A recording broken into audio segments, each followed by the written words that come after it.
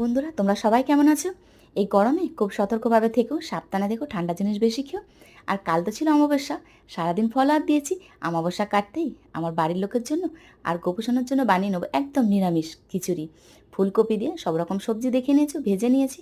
আর ওখানে আলু বেগুন পটলটাও কেটে নিয়েছি, ওটাও ভালো করে ভেজে নেব।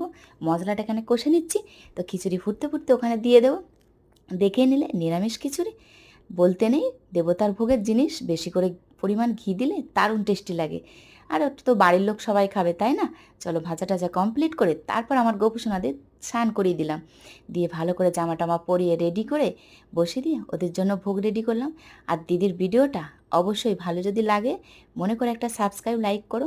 পাশে তো সবাই আছো, অল্প দিনে অনেকটা সহযোগিতা আমি পেয়েছি। তো আরও পাশে থেকেও সবাই এভাবে সহযোগিতার হাতটা বাড়িয়ে দিও। আর অবশ্যই মনে করে ভিডিওটা ভালো লাগলে কিন্তু লাইক কমেন্ট করো। চলো, অনেক অনেক শুভেচ্ছা রইলো। সবাই খুব ভালো থেকো। আমার গোপোষণার ভোগ কমপ্লিট।